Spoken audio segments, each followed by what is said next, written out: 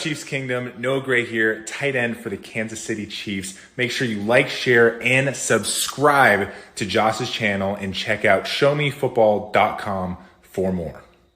What is up, Chiefs Kingdom? Welcome back to another video on my channel. My name is Josh Fan of showmefootball.com, covering your Kansas City Chiefs, and the Chiefs just got a barrage of good news. We'll talk about all that entails right after this.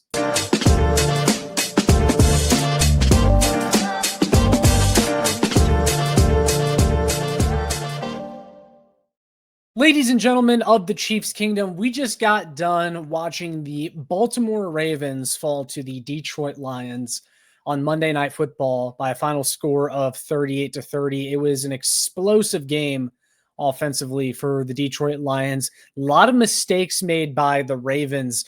And I wanted to hop on here tonight and talk about this game because I think a lot of this is good news for the Kansas City Chiefs. We just saw the Chiefs come off a win, their first one of the season, but a lackadaisical performance against a lowly New York Giants team that is now 0-3. Now the Kansas City Chiefs take on a Baltimore Ravens team coming up that will be staring 1-3 down the barrel, just like the Chiefs themselves. But I think there's a lot of good news for the Chiefs after this game because I saw some things about the Ravens that had me thinking a little bit differently about this game. So the first thing that I wanted to point out was the fact that the Baltimore Ravens allowed 225 yards on the ground and 4 rushing touchdowns. Jahmyr Gibbs and David Montgomery were electric tonight for the Detroit Lions, to no one's surprise. I mean, those guys are great running backs.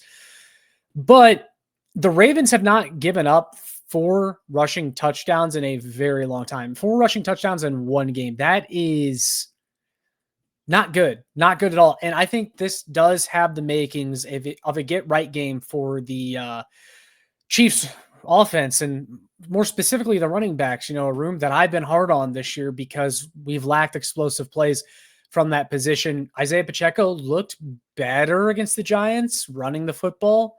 Kareem Hunt did some good things. I want to see more Brashard Smith get in there, though. Like, this is the type of game where I think you need to establish the run versus a team that clearly can't stop it right now. And then furthermore, on the offensive side of the ball for the Baltimore Ravens, they allowed 7 sacks in this game, 7 sacks on Lamar Jackson. Now, some of it was Lamar Jackson's fault. He held on to the ball a little bit too long a few times, but I mean, the Lions were blitzing and Lamar Jackson did not know how to respond to a blitz. And that is calling Steve Spagnuolo's name because we know he loves to blitz. We know he's going to have a plan for Lamar Jackson. And 7 sacks, man, this could be a get-right game for the pass rush. Like, you look at the 2 areas of weakness on the Chiefs, the 2 biggest areas of weakness on the Chiefs so far this season, it's probably running back and pass rush.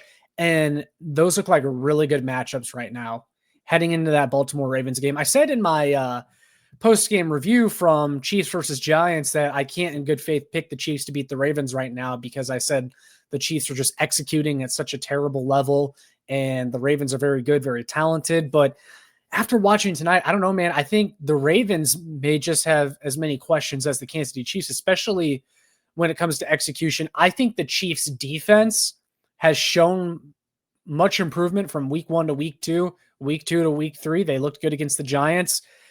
And the Ravens, I think this matches up very well for the Kansas City Chiefs because Derrick Henry as well, who I think we need to talk about, fumbled again in this game. 3 games, 3 fumbles so far for Derrick Henry this season.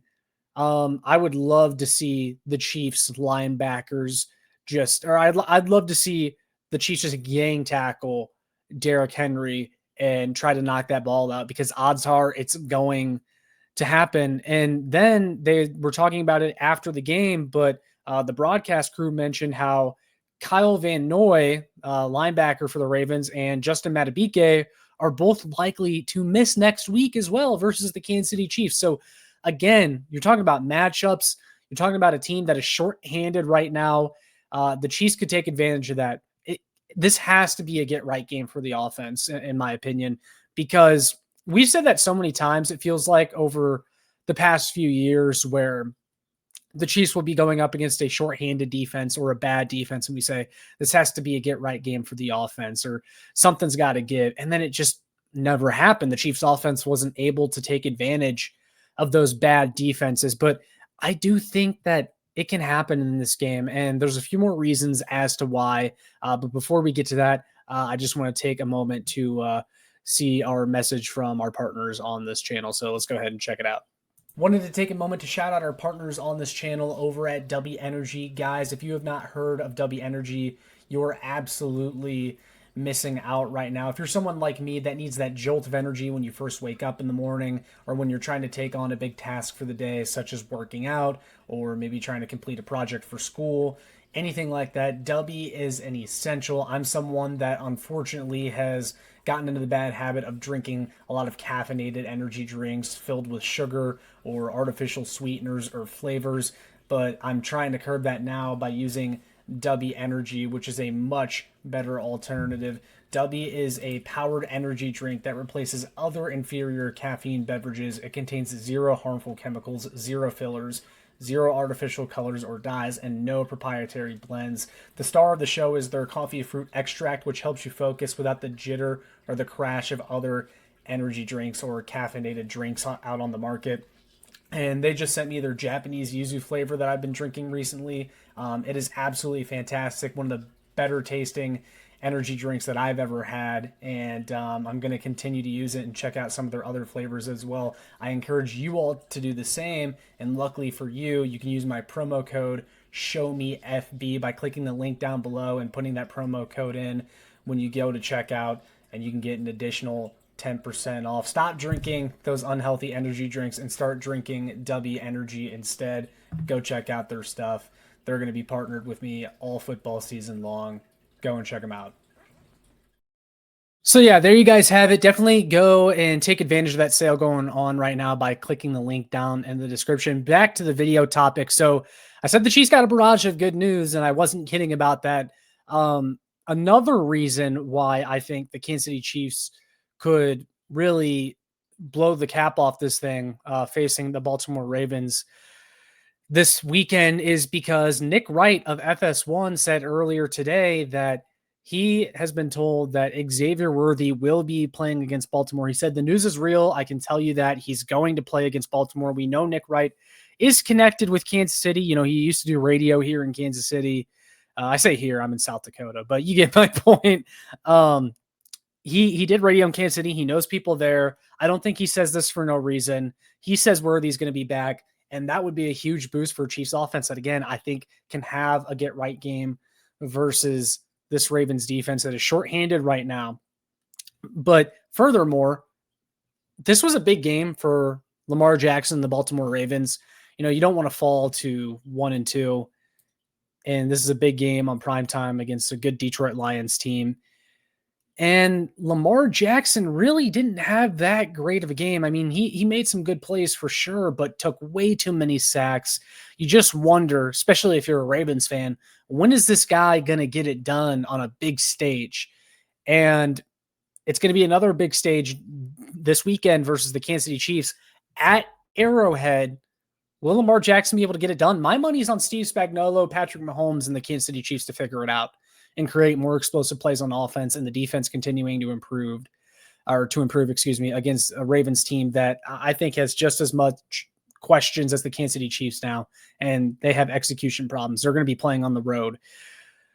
And look, it's not all great for the Kansas City Chiefs, but I think you feel a lot better after watching what the Lions were able to do to the Ravens on Monday Night Football. You feel better, especially if the Chiefs can get more of their athletes, more of their young, talented players out there on the field on offense. Xavier Worthy, Jalen Royals, Brashard Smith. That's what I'm going to be looking for.